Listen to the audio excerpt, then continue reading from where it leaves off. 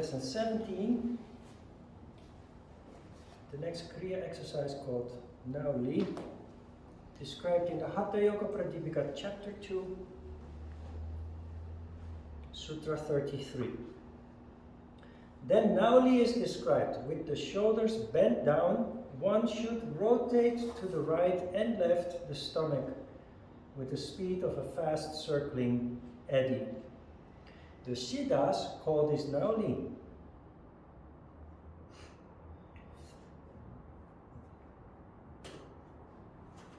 Siddhas calling this Nauli is a subtle reference to the need to learn this from an initiated yoga teacher.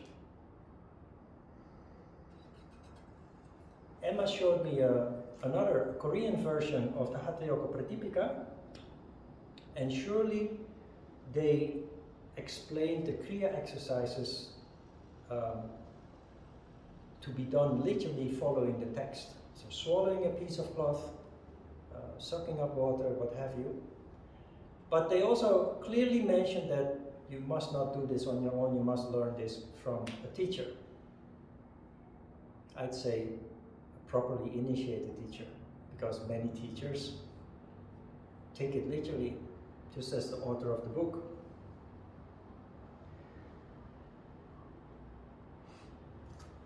As a physical exercise, Nauli, if you follow it literally, is not a harmful exercise like Dauti, Vashti, and Neti can be harmful, or are in fact harmful, damaging to the soft tissue in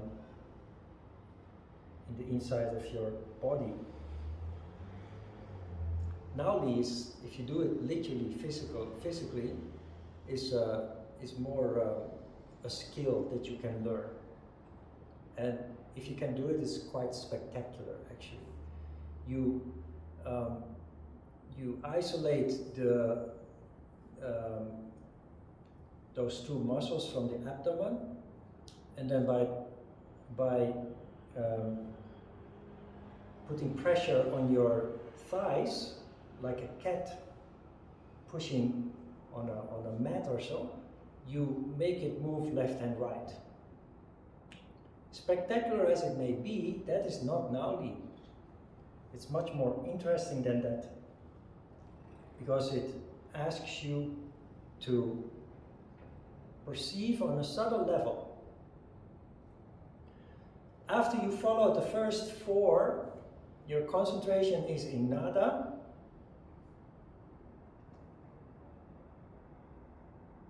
Which means you have built towards a condition in which your perception is more sensitive, more subtle.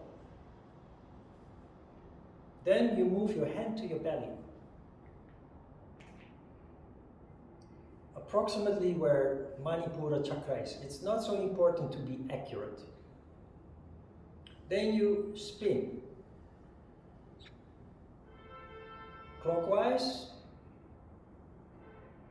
anti-clockwise, and just repeat. And most importantly, try to determine which direction feels most sattvic.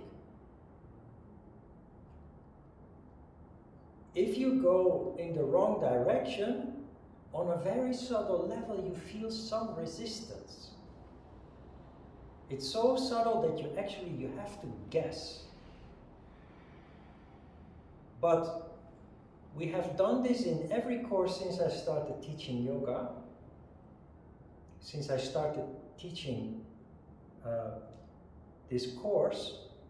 So we've done this about 40 times, 45 times throughout the years. And the outcome is always conclusive.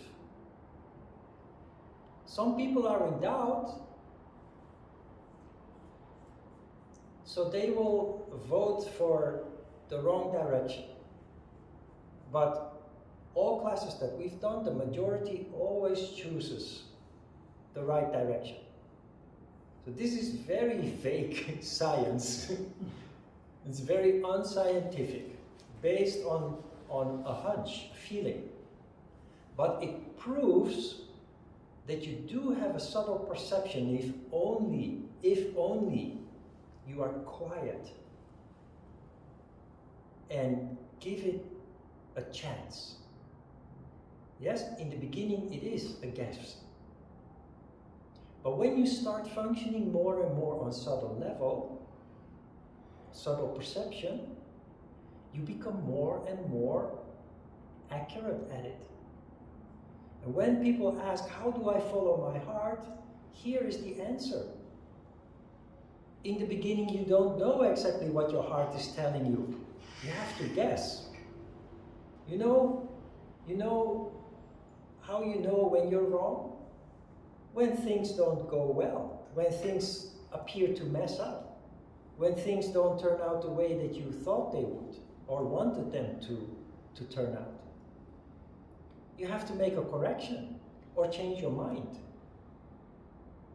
But it's the only way that you can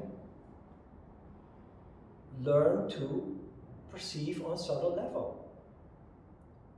And all the important aspects of our functioning for us as yogis are on subtle level. That is where you connect with that tiny little voice of the soul, your heart, your soul consciousness reveals itself through this subtle perception. So it's just an exercise in subtle perception, basically, which one of the goals of meditation is to get to the point that you become more and more skillful at it. Because it opens a whole new dimension of life to the practitioner, to the human being. That is where you develop what we call supernatural or paranormal abilities. I always say those abilities are not paranormal or supernatural. They are very normal and very natural, provided that we learn to function on such a subtle level of perception. Anybody can develop those subtle levels of perception. But since we are born, we are focused on the gross senses. And subtle perception is just, it's non-existent, it's very fake, it's difficult to understand. And so we have a tendency to deny it. And there you have the phenomenon of the doubting Thomas, which we are all guilty of at some point. So, this is the exercise really. Clockwise, anti-clockwise, then try to determine, just based on a hunch, based on a feeling, which side feels most auspicious and which direction gives you kind of a sense of a subtle resistance that makes you conclude that that must not be the right direction. Just a game. Do that as long as you feel interested. When you lose interest, you switch to concentration on nada. Okay? We have a sutra explaining the benefits, of course. This Nauli, the crown of Hatha Yoga practice, stimulates the gastric fire if dull, increases the digestive power, produces happiness, and destroys all diseases and disorders of the humors. Gastric fire and digestive power mentioned in one sentence indicates that they are two different things, and we often conflate the two, we confuse the two, thinking they are the same. Digestive power is literally digestive power. Gastric fire, however, is the phenomenon of the three chakras becoming one big ball of vital energy that I explained last week. Produces happiness. How does that work? Happiness is something that you experience in the crown chakra. So if there is no energy there, you lack joy and happiness in life, generally. People who function in the crown chakra, they are overall joyful and happy. And I mentioned the examples of the Dalai Lama and Bishop Desmond Tutu, which both are little children in old men's bodies. They are true saints, and they prove that by their demeanor, their joy, their giggling like little children, being giddy and what have you, their playfulness. It's all crown chakra. So, kindling the fire, the gastric fire, Agni is fire, but vital energy, leads to energy that fuels the crown chakra, and therefore happiness occurs, as the sutra tells us. And it destroys all diseases and disorders of the humors. Diseases and disorders of the humors are diseases that we nowadays call wealth diseases. Is that a thing in English? In Dutch we have this word wealth diseases. It's diseases that people get because they physically they're not healthy because they don't move.